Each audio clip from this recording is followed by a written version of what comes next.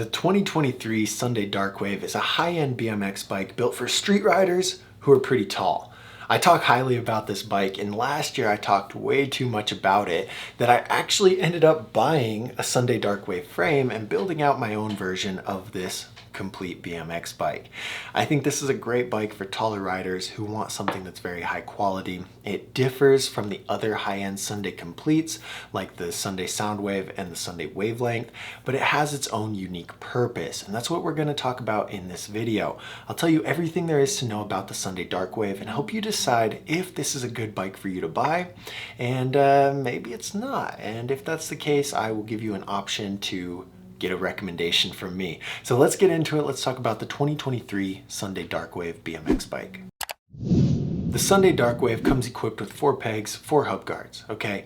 And thinking of that, this is gonna be a heavy bike, but it's actually only 24.97 pounds. It's under 25 pounds, and it's very rare that you find a complete bike that weighs less than 25 pounds. So Sunday Darkwave gets a green check mark here. It's very expensive though. It's going to cost you $1,299.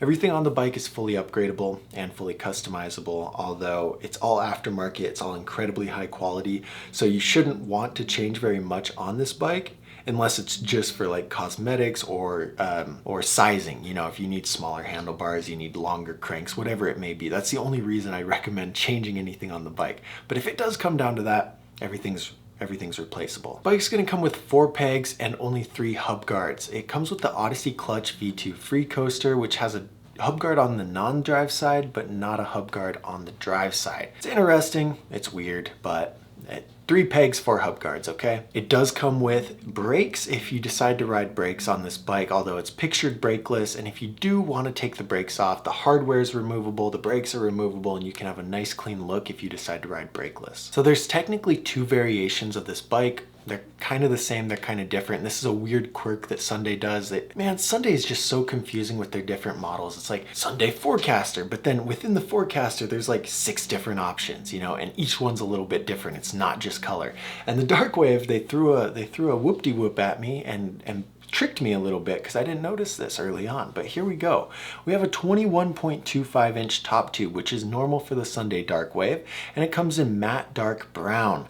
The crazy thing here is that the 21.25 inch top tube option is a left-hand drive option. And if you choose the 21 inch top tube option that is also matte dark brown, it's a right-hand drive option. So tall riders get a left-hand drive bike, and small tall riders get a right-hand drive bike. I don't understand.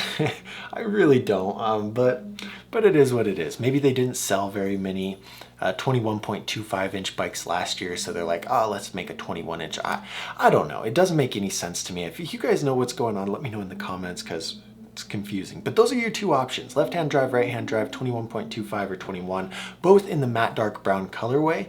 And I don't like this colorway this year either. I liked it a lot last year, but this matte dark brown just looks like rust. It looks like rusty brown. I'm not a fan, but some of you guys might be a fan. And if you like that color, you know, do your thing. Embrace your colors, but it's not my color. I wouldn't buy it, okay? So with the frame size, you've got the 21 inch option that's gonna be best for riders who are between 6 foot and I'd say like 6'3". If you're between there, the 21 inch option is gonna feel good for you. If you are over 6'3" or over 6'2", check out the 21.25 inch option because that's going to be the better, that size is going to feel more comfortable for you. So aside from that top tube size, the rest of the frame is a little bit unique with the geometries. The head tube length is going to be 75.25 degrees. The standover height is going to be 9.25 inches. The chainstay is going to be between 13.2 and 13.5 inches long, and the bottom bracket height is going to be 11.7 inches. Overall, this geometry is a little bit weird. The head tube angle is a 1/4 of a degree steeper than average, which is going to make the front end feel more snappy and more responsive, although a 1/4 of a degree isn't a huge thing. 1/2 a degree, yes. 1/4 of a degree, you won't notice too much. The standover height is a little bit taller than average at 9.25 inches. This is going to make it easier to grab your seat for toboggans or pinch your seat when you're doing bar spin. The chainstay length is a little bit longer than average. If you run it all the way back, it's going to be closer to 13.5 inches, which is incredibly long. Ultimately, this is going to make your bike feel more stable, more responsive, and more controlled at high speeds. If you're going really fast and really high like Corey Walsh, you're gonna want a frame with a longer geometry like this so it feels stable and you don't feel like you're gonna die when you're going fast. And then the last thing, the bottom bracket height is 11.75 inches, which is pretty high compared to average.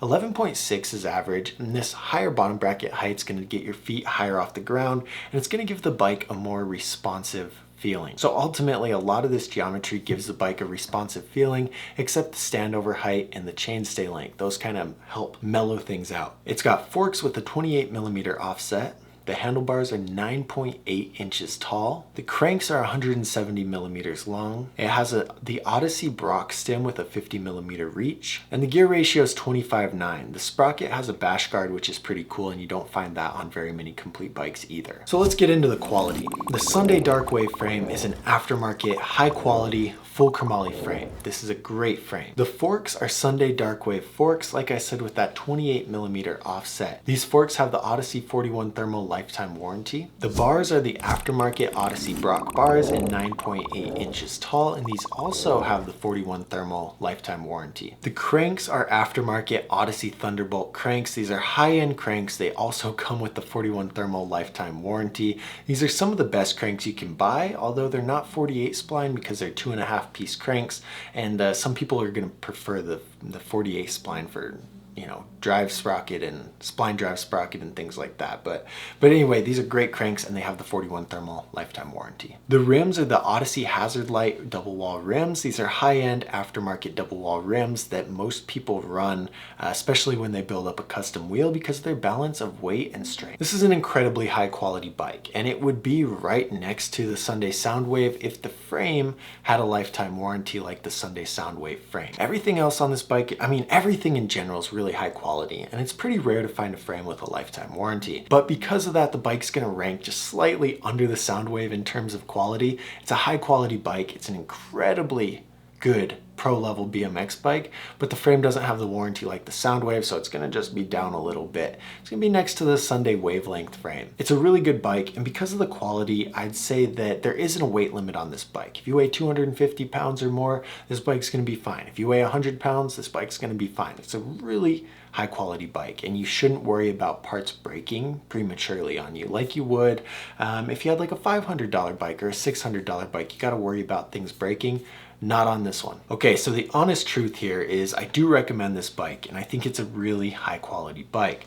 Just like the Sunday Soundwave and the Sunday Wavelength though, I will say that if you're brand new to the sport and you're not sure if you're going to stick to the sport and you're not sure if you're going to keep riding, maybe don't spend $1,300 on this bike. It's a good bike. I recommend it. But if you're going to buy the bike and ride for a few months, this is a bad bike, because as soon as you buy it, you're not going to be able to sell it anywhere near what you paid for it. And I just want everyone to be mindful of that. If you're going to buy a super high-end bike, make sure that you're committed to getting into the sport and progressing. You want this bike because it's going to last you as you learn these high-level tricks, or you want this bike because you're a heavier rider and you don't want to have to deal with parts breaking, or you just like to have nice things and the $1,300 hit isn't a big deal to you. I don't know. If you are considering buying this bike, there's a link in the description to the place that I found this bike for the cheapest. If you were looking at this bike and after watching this review you decided, hey, you know, maybe this isn't the right bike for me, click here on the screen and request a free bike recommendation. I'll take a look at some information, and then I will tell you 3 bikes that are absolutely perfect for you, so you don't have to go searching the internet and look through 90 different bikes. I'll find you 3 that are good ones. Let me know which bike I should review in the next video, and we'll see you guys later. Thanks.